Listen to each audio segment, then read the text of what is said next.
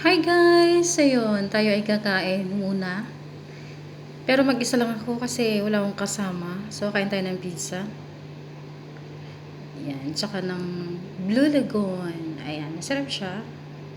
And in fairness, masarap naman siya. Kaya lang, syempre mas masarap sana pag may kasama. Kaya lang, diba? So, wala tayong choice kundi mag-isa while eating. Ayun, kakain. Masarap naman siya. Soft. Pero konti naman ang pinya nila. Pero sa Pilipinas, masarap yung Pizza Hut. Diyan sa ano na ko. Pero okay na. Minsan. Pero hindi ko siya maubos. Ang hirap kumain mag-isa.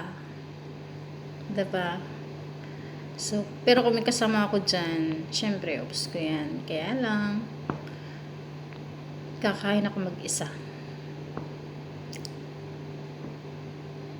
Syempre, tayo mga OFW.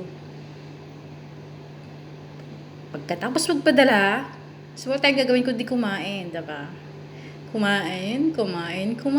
So, masarap naman siya, in fairness. Pero mas masarap yung drinks ko. I love it. So, yan na ang paborito ko ngayon. Kulay blue.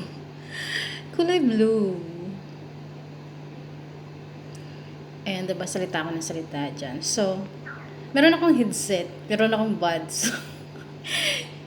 Kaya ayan. Hindi ko pala alam na hindi pala siya naka-set. So, while I'm eating, I'm talking. Pero, hindi ko siya pakinig. Yun. So, kaya nangyari, nagkukwento ako ngayon. Kain na ako ng kain dyan. Kasi wala namang choice kundi kumain. Nakapag na ako dyan, nakapag grocery na. Kaya, kain na lang. So, ayan guys. Uubusin ko naman yan. In fairness, naubos ko yan.